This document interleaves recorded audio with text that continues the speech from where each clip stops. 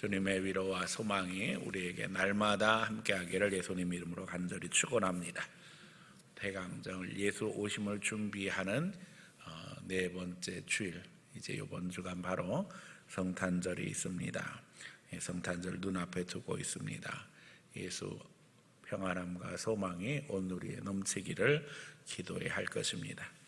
하지만 우리가 아는 것처럼 코로나 사태가 급격히 확산되는 가운데 모두 어려움을 당하고 또 신앙의 도전이 만만하지 않습니다. 지난주 국민일보에서 와서 저에게 부탁해서 지난 화요일 국민일보에 코로나 사태에 주시는 메시지라는 제목으로 설교를 전했습니다. 여러분들에게 이번 주간 카톡을 통해서 링크를 걸어서 이렇게 전달해 드리도록 하겠습니다. 평소에 전했던 말씀, 감동 속에서 주신 말씀을 이렇게 신문에 게재를 하게 되었습니다. 그런 가운데 우리가 안타까운 뉴스들을 많이 접하고 있습니다. 방역 노력에도 확진자의 숫자가 매일 계속해서 1000명을 넘어가고 있는 상황입니다. 인구 비례로 치면 이미 일본을 넘어섰고 또 그동안 방역에 대한 여러 가지 문제들에 대한 이야기들이 이제 하나씩 나오고 있는 상황이 되었습니다. 제일 심각하게 우리가 기도해야 될 부분은 백신에 대한 부분입니다. 우리가 이미 뉴스를 통해서 들은 것처럼 전 세계 34개국이 자국민들을 위한 백신을 충분히 확보했다고 하는데 우리는 아직도 오리무중이어서 내년 11월이나 되어야지 백신이 접종될 수 있겠다 하는 그런 뉴스가 나온 상황이 되고 말았습니다. 그런데도 불구하고 정부가 비상적인 대책을 세우지 않고 있어서 너무 안타깝기 그지없습니다. OECD 국가를 포함해서 유럽 전체, 또 우리가 아는 것처럼 미국, 카나다 같은 경우에는 자국민들이 다 맞고도 남을 충분한 양을 준비했다고 그러죠. 일본도 마찬가지고. 그래서 빠르면 내년 3, 4월이면 이제 이 백신의 효과가 나타나서 국민의 한 30% 이상이 이제 백신 접종이 되고 또 면역을 형성하게 될 것이다. 대체적으로 집단 면역 그럼 한 60% 정도 생각하는데 전문가들은 30%만 되어도 상당한 효과가 나타날 것이다. 왜냐하면 그 감염을 이렇게 방지하는 데는 상당한 도움이 된다는 거지요. 그래서 그때부터 이제 정상적인 국가로, 정상적인 생활로 진입할 수 있는 계획을 세울 수 있다 하면서 염려하는 부분은 전 세계의 중요한 나라들이 다 방역에 성공을 해서 이렇게 집단 면역에 성공하게 되어지면 우리만 오히려 외톨이가 되어지고 우리가 해외로 나가는 것도 어렵게 되겠지만 해외에서 우리나라로 들어오는 일도 없을 것이다. 상당히 염려스러운 이야기가 지금 진행이 되고 있습니다. 5천만 명이 다 맞아도 4만 원짜리 맞으면 2조 원이고 2만 원짜리 맞으면 1조인데 그게 돈이 없어서 돈 절약하기 위해서 이런 게 말도 안 되는 이야기고 지금 안타깝게 그지없는 것이 한 주에 이 코로나 사태로 인해서 발생하는 경제적 손실이 7조랍니다. 우리 경제의 7조인데 그거 1, 2조 가지고서는 그렇게 지금 우리가 벌벌 떨 상황인가 그런 안타까움이 있습니다. 그래서 참 우리가 기도해야 될 부분이고 하나님이 도와주셔야 되겠다. 왜냐하면 이 34개국에 지금 백신을 확보한 나라들 같은 경우에는 어떤 나라는 200% 이상 확보를 한 거예요. 그럼 그런 나라들한테 가서라도 어떻게 좀 얘기를 해서 얻어와야 될 상황이에요. 우리가 하나님의 도우심이 필요하지요. 또 발등에 떨어진 문제는 병상포적으로 확진이 되어도 병상이 날 때까지 집에서 자가격리 상태로 기다려야 된다는 문제가 생겼습니다. 그런데 기다리다가 사망에 이르는 분들이 생겼어요. 왜요? 정부에서 어떤 조치도 해주지 않기 때문입니다. 그러니까 지금 우리 상황은 어떤 상황이냐면 비상약을 집에서 준비해 놓으셔야 돼요. 혹시 증상이 있어서 진단을 받았는데 진단이 양성이 나와도 기다려야 되기 때문에 그때까지는 우리가 뭐 종합감기약이라도 먹고 또 머리 아프면 뭐 진통제라도 먹고 열나면 해열제라도 먹어야 되는 상황이기 때문에 지금 집에서 비상약들은 다 준비하고 있어야 되는 상황이 되고 말았습니다. 이런 상황에서 우리는 기독교 최고의 명절인 성탄절을 지금 준비하고 있습니다. 고민을 하다가 성탄 축하 행사, 어린아이들 다 와서 매년마다 같이 하나님 앞에 찬양하고 또 어르신들까지 다 함께하는 그런 시간들을 가졌었는데 올해는 온라인으로 하겠다는 계획을 가지고 지금 집에서 가족들끼리 찬양해서 온라인으로 보내주세요 하고 지금 부탁을 했는데 온라인으로 참여하고 있는 가정이 몇 가정이 지금 아직 안 돼요. 별로 오질 않았어요. 동영상을 잘 못 찍으시는 것 같아요. 요즘에 핸드폰 없는 분 없으시잖아요. 핸드폰 세워놓으시고 하여간 식구들 불러 모아서 같이 찬양해서 꼭 좀 보내주시기 바랍니다. 그래서 교회에서 편집해가지고 유튜브에 그 시간 우리가 늘 항상 하는 24일 7시 반에 예배하고 그 다음에 2부에 이 보내주신 동영상들을 다 엮어서 방송을 할 계획을 가지고 있습니다. 그것을 통해서도 예수님이 이 땅에 오심을 축하하고 또 우리 성도들 서로 격려하고 위로하는 시간이 될 수 있기를 부탁드립니다.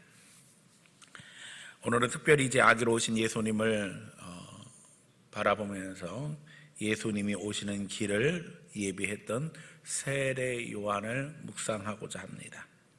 우리가 아는 것처럼 그는 예수님과 친척이었습니다. 예수님의 어머니 마리아와 세례 요한의 어머니 엘리사벳은 사촌지간이었지요. 요한은 아주 좋은 가문에서 자라난 그런 신앙의 가문이었고 또 이 부모님들이 그 중에서도 특별히 신앙이 뛰어났던 것을 성경은 기록하고 있습니다. 또 아버지 사레야는 경건한 제사장이었고 그가 하나님 앞에 나아가서 제사할 때에 주의 사자 가브리엘이 나타나서 네 아내가 이제 아이를 잉태하여 세상에 아이가 태어나게 될 것이다 하는 이야기를 듣게 되어지는데 이 아이가 보통 아이가 아니라 하나님이 주의 길을 예비하려고 보내신 하나님의 종이신 것을 가르쳐 주시게 되어지죠. 그는 태어나기 전부터 메시아의 길을 예비할 자로 선택되었습니다. 그러기에 나신인으로 어려서부터 먹는 것, 행동하는 모든 것들을 하나님 앞에 드렸고 그야말로 영적으로 생각할 때는 완벽하게 준비된 하나님의 사람으로 헌신되었습니다. 이제 그가 성인이 되었을 때에 하나님 앞에 결단하게 되었고 또 그런 가운데 예수 오심을 준비하게 되어지는 거 봅니다. 우리가 성탄절 준비하면서 세례 요한의 결단, 마음을 우리 삶에 적용하기 원하고 또 그런 가운데 아기로 오신 예수님을 경배하는 은혜로운 성도들 되기를 소원하면서 오늘 말씀 증거하려고 합니다. 세례 요한이 되어라는 제목으로 말씀 증거할 때에 우리 모두에게 주님 은혜가 함께하기를 예수님 이름으로 간절히 축원합니다. 첫 번째는 광야로 나가자는 겁니다. 그는 광야로 나가야만 했습니다. 주의 길을 준비하기 위해서 광야에 나가게 되어지는데 그의 별명은 그래서 광야에서 외치는 소리였습니다. 이스라엘의 광야에는 아무것도 없습니다. 그냥 사막입니다. 보통 우리가 사막 생각하면 모래를 생각하지만 여기는 돌덩이입니다. 큰 돌, 작은 돌, 돌이 쫙 사막에 깔려 있습니다. 그런 가운데 나무들이 있지만 우리가 상상하는 그런 나무들이 거의 없고 그냥 우리 생각에 풀 같은 나무들, 그런 것들이 아주 드문드문 있습니다. 결국 광야에 나간다고 하는 것은 다른 거 아무것도 생각할 것도 없고 바라볼 것도 없고 오직 하나님만 생각하고 하나님만 바라보아야 하는 상황으로 하나님께서 이끄셨다는 겁니다. 성경에서 광야는 특별한 의미를 갖습니다. 출애굽한 이스라엘 백성들이 40년 동안 광야 생활했지요. 그것이 의미하는 게 뭡니까? 훈련입니다. 다시 말하면 요한은 광야에서 훈련받습니다. 또 그런가 하면 우리가 아는 것처럼 예수님께서 광야로 나가서 40일 금식하실 때에 마귀가 와서 예수님을 유혹한 거 잘 알고 있습니다. 예수님에게 광야는 훈련일 뿐만 아니라 거기에 덧붙여서 마귀의 시험이 있었던 것을 우리가 잘 알고 있습니다. 다윗도 광야에서 훈련받았습니다. 그러니까 사울 왕의 핍박을 받고 도망할 때 광야로 갔지요. 또 엘리야도 아합 왕의 핍박이 있을 때 광야로 갔습니다. 사실 광야로 도망한다고 하는 것은 모든 거 포기하고 이제는 진짜 죽을 위기 가운데 하나님만 바라보는 상황을 이야기합니다. 지금도 이스라엘의 모습은 똑같습니다. 광야에는 아무것도 없습니다.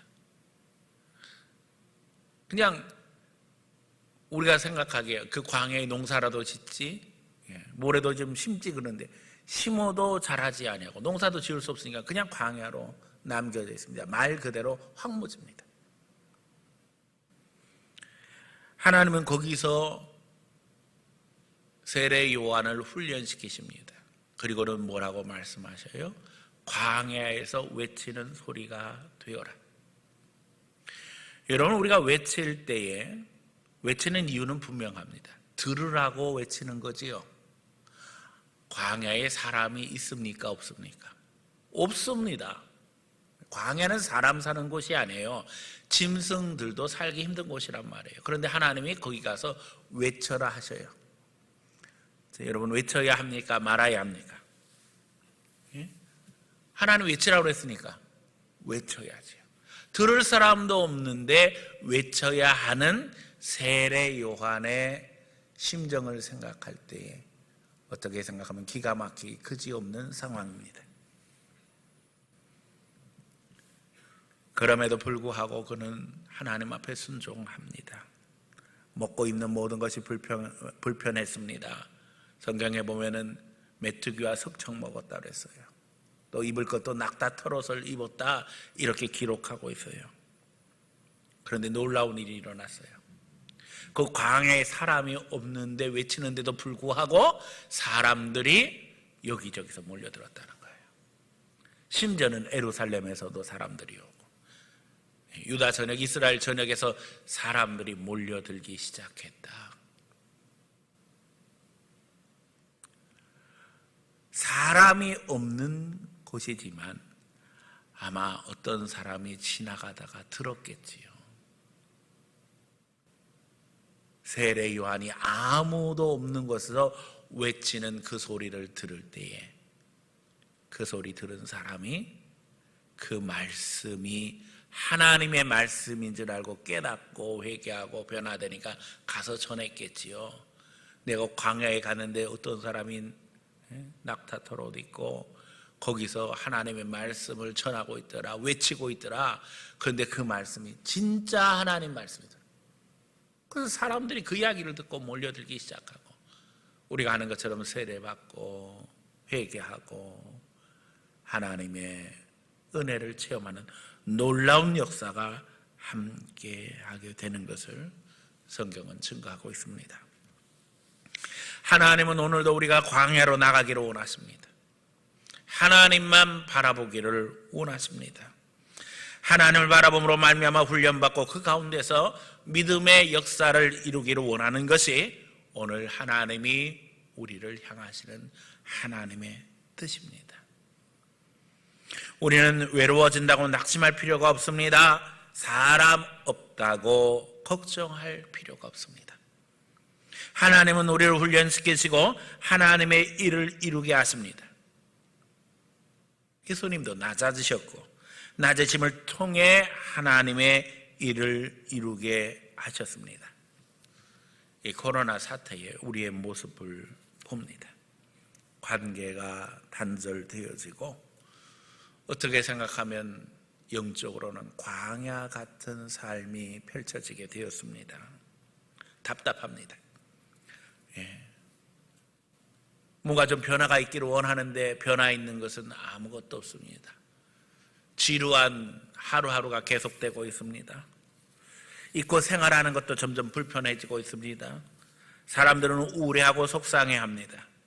그러나 여기서 우리는 광야에서도 은혜를 베풀고 그 광야에서 역사하셨던 하나님을 바라봄으로 말미암아 오늘 주님의 은혜를 누리는 믿음 있는 성도들 되어야 될 줄로 믿습니다. 하나님은 이스라엘 백성에게 또 세례 요한에게 광야로 나가게 하실 때 목적 없이 나가게 하신 것이 아니었습니다. 거기서도 훈련받고 사명 감당하게 하셨다는 겁니다. 이 코로나 사태를 맞이하면서 우리가 영적으로 광야와 같은 생활이 되었지만은 그러나 이 가운데서 우리가 낙심할 것이 아니고 절망할 것이 아니고 하나님이 왜 훈련시키시는가? 내게 원하시는 훈련은 무엇인가? 또 내가 감당해야 할 사명은 무엇인가? 점검해야 할 줄로 믿습니다. 특별히 외치는 자가 되어야만 합니다. 때를 얻든지 못 얻든지 전하라고 하셨지요. 사실 전하기 너무나도 어려운 시대입니다. 왜요? 전하는 대상이 있어야 하는데 대상을 만날 수도 없고 만나는 것이 서로 불편한 시대가 되고 말았습니다. 그런데 세례 요한이 어떻게 했다고요? 광야에서 외칩니다. 사람 생각으로는 들을 사람도 아무도 없고 들을 사람이 없는데 은혜 받을 사람이 어떻게 했어요? 그런데도 불구하고 하나님은 역사하셨다는 겁니다. 외치는 자가 되어야 합니다. 하나님의 메시지를 줄 수 있는 사람이 되어야만 합니다. 사실 요한은 옷만 으로도 메시지가 되었어요. 낙타털옷을 입고 있었어요. 광야에서 낙타털옷을 입고 하나님의 말씀을 전하는 요한을 상상해 보세요. 그 모습을 상상하는 것만으로도 우리는 많은 것을 생각하게 되어지지요. 그 시대에도 요한은 분명한 하나님의 메시지가 되었습니다. 그가 광야에 나갔다는 것만으로도, 그가 낙타털옷을 입고 그야말로 최악의 환경에 맞서서 하나님의 말씀을 그 사막에서, 그 광야에서 외쳤다는 것만으로도 사람들에게는 도전이 되었어요. 오늘 우리의 모습이 세상 사람들에게 도전이 되기를 원하며 하나님께 감동이 되기를 원합니다.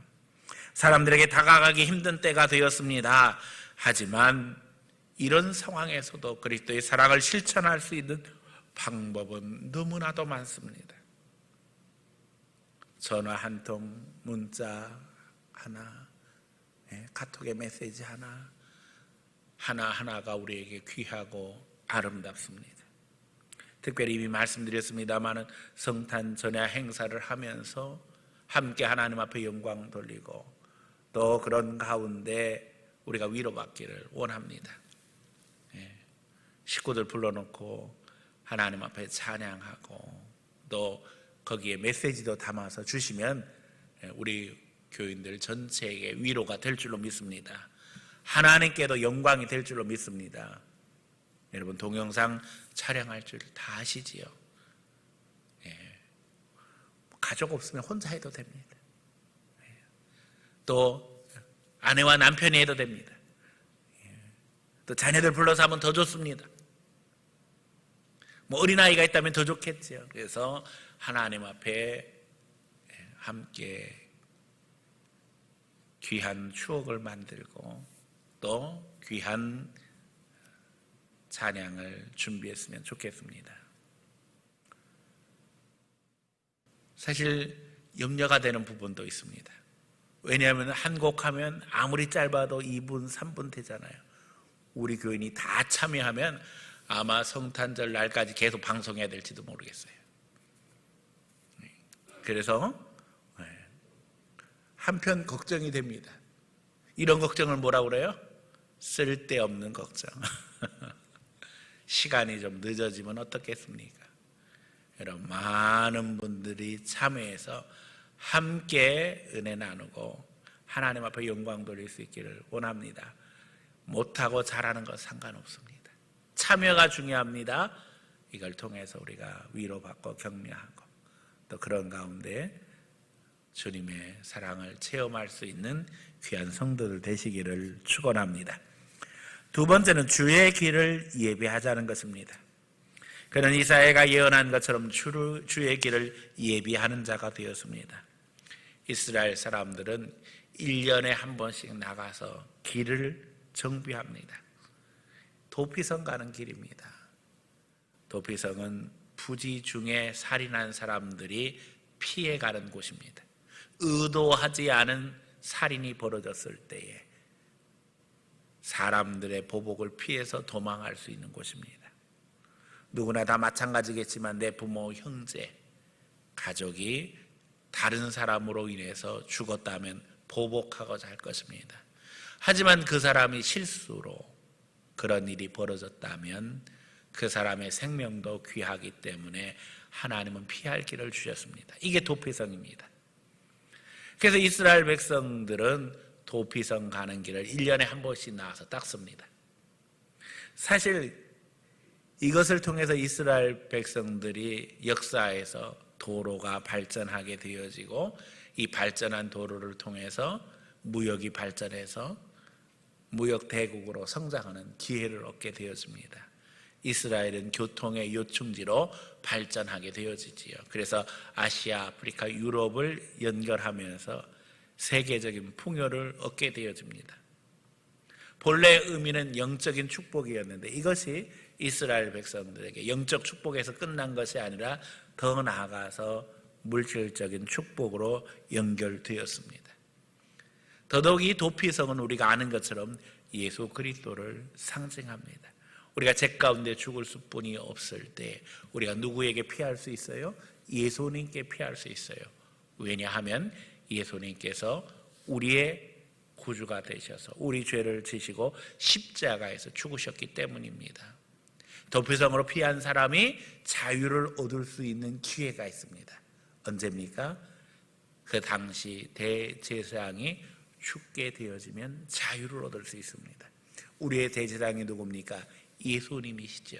예수님께서 우리를 위해서 죽으셨기 때문에 우리가 자유를 얻게 되어지고 또 그런 가운데 날마다 행복한 삶을 살 수 있게 되었습니다.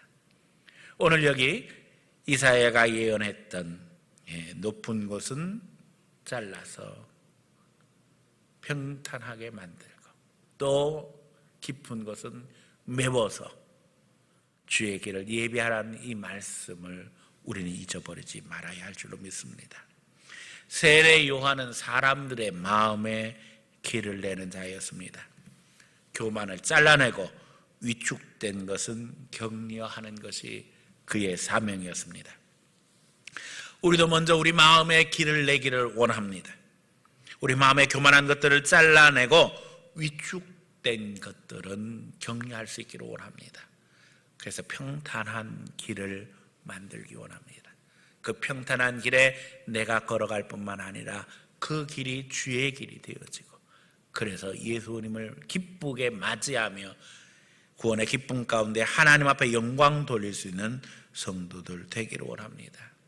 우리 마음에 교만한 것들 잘라내고 그 가운데 겸손하신 예수님을 본받으며 우리의 위축된 것에 성령의 은혜가 함께 하심으로 말미암아 회복되기를 소원하며 기도해야 할 줄로 믿습니다. 그리고 이제는 우리의 마음뿐만 아니라 다른 사람들의 마음에도 주의 길, 예수님의 길이 열리기를 도와줄 수 있는 성도들 되기를 원합니다. 무엇보다도 격려가 필요한 시대입니다. 사람들의 마음이 다 꺼져내리고 말았습니다. 마치 도로가 꺼져내린 것처럼 사람들의 마음은 침울하기 그지없습니다. 도로에 보수 공사를 하듯이 그 꺼진 마음을 채워서 하나님의 은혜로 채워서 대로를 회복할 수 있는 성도들이 되어야 될 줄로 믿습니다. 특별히 우리는 예수님의 재림을 향해 가는 시대라는 것을 잊어버리지 말아야 할 줄로 압니다. 세례 요한이 예수님의 초림을 준비했다면 우리는 예수님의 재림을 준비하고 있습니다. 17세기 영국의 작가인 존 버녀는 철로 역정이라는 글을 써서 그 당시에 성도들을 위로했습니다. 거기에는 여러 등장인물이 있습니다. 주인공은 크리스찬, 그리스도인입니다.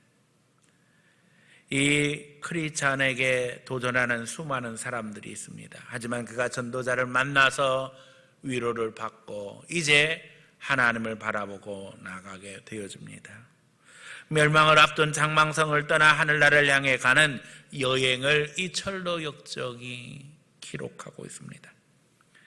이 책은 일부에서는 주인공이 멸망에서 구제되어 하늘나라에 이르기까지의 고난을 주제로 하고 있고, 그가 살아있는 동안에 11판이 인쇄되었습니다. 그 당시로는 엄청난 숫자가 판매되었고, 그것을 통해서 많은 그리스도인들이 위로를 받을 수 있었습니다. 사탄은 지금도 세상의 수많은 그리스도인들을 박해하고 핍박하며 죽음으로 공격하고 있습니다. 더욱 오늘 우리 시대는 세상의 지식, 또 세상에서 적법하다고 이야기하는 것, 혹은 정중하다고 이야기하는 것들을 통해서 그리스도인들을 무너뜨리고 있습니다. 전도자는 말합니다. 그들의 말은 모두 하나님의 말씀과 반대되는 것입니다. 그들에게는 당신의 짐을 벗겨줄 만한 능력이 없습니다. 그들은 모두 친절하고 좋은 사람들처럼 보이지만 사실은 거짓으로 가득 찬 자들입니다. 오늘 우리가 가는 길에 수다쟁이, 게으름쟁이, 허영쟁이가 등장해서 우리를 유혹한다는 거예요. 그러나 거기에 휘둘려서는 안 됩니다. 우리의 허영 깨트려 버려야 합니다. 우리의 나태함, 부지런함으로 바꿔야지요. 수다쟁이, 많은 말 줄이고 절제하는 가운데 하나님의 일을 실천할 수 있는 사람으로 바뀌어야 합니다. 역사 이래로 교회는 수없이 많은 도전을 받았습니다. 그리고 지금도 그 도전은 계속되고 있습니다. 오늘 우리 그리스도인들은 하나님이 우리 편이시라는 사실을 잊어버리지 말아야 할 줄로 믿습니다. 우리 가는 길은 너무나도 분명합니다. 예수님이 길이시며 예수님이 생명이 되십니다. 온갖 도전과 유혹이 있을지라도 내 안에 예수 생명이 있다면, 내 안에 성령님이 살아서 역사하고 계신다면 우리는 염려할 것 하나도 없습니다. 주님 앞에 내어 맡기는 가운데 주님을 향해서 줄다름치며 내가 하나님 앞에 온전한 길이 되어서 주 앞에 믿음으로 줄다름칠 수 있는 성도들 다 되어지기를 예수님 이름으로 간절히 축원합니다. 세 번째는 예수님께 주목하게 하자는 것입니다. 요한은 자신을 낮춤으로 예수님을 높입니다. 수많은 사람들이 세례 요한을 바라봅니다. 그때 세례 요한은 단호하게 이야기합니다. 나는 메시아가 아닙니다. 이제 주님께서 오십니다. 나는 그분의 신발끈을 풀기에도 부족한 자입니다. 오실 메시아 예수님의 길을 준비하며 사람들이 예수님께 주목해야 할 것을 말합니다. 우리는 세례 요한이 예수님께 세례를 베풀었다는 사실을 잘 알고 있습니다. 그럼에도 그는 그것으로 인해서 교만한 말이나 행동을 하지 않습니다. 하나님이 받으실 영광을 내가 받아서는 안 됩니다. 예수님이 받으실 영광을 내가 가로채서는 안 된다는 사실을 세례 요한은 너무나도 잘 알았습니다. 오늘과 때때로 가정의 가장이 되어지고 모임의 대표가 되어지고 심지어는 국가의 지도자가 되어질 때에 반드시 명심해야 됩니다. 하나님의 영광을 가로채는 자에게 남는 것은 하나님의 심판뿐입니다. 교회를 핍박하던 아그리빠의 이야기가 사도행전에 기록되어 있습니다. 그는 예수님의 제자들을 죽음으로 몰아는 초대교회의 대표적인 박해자였습니다. 그의 정치력은 대단해서 로마의 황제들과 상당한 친분을 가지고 있었습니다. 그는 강력한 대중 연설에 능했고 그래서 사람들을 매혹시켰습니다. 수많은 사람들이 그의 연설을 듣기 위해서 모였을 때 그가 아주 화려한 옷을 입고 사람들에게 연설하기 위해 연단에 섰습니다. 그의 옷은 번쩍번쩍 빛나는 금속성 옷이었습니다. 햇볕이 조명처럼 비치게 되어지자 그의 옷은 빛났고 사람들은 환호하기 시작했습니다. 신이 우리에게 내려왔다. 하나님이 우리에게 내려왔다. 박수치고 환호했고 아그리빠는 거기서 그럴듯한 제스처와 연설로 사람들을 매혹시켰습니다. 그런데 그 다음 성경은 그가 하나님이 치심으로 벌레 먹어 죽었다 이렇게 기록하고 있습니다. 하나님의 받으실 영광을 가로챈 자의 결말이 이와 같다는 것입니다. 우리가 성탄절을 눈앞에 두고 있습니다. 성탄절의 주인공은 예수님입니다. 내가 주인공 되어서도 안 될 것이고 내 자녀가 주인공 되어서도 안 될 것입니다.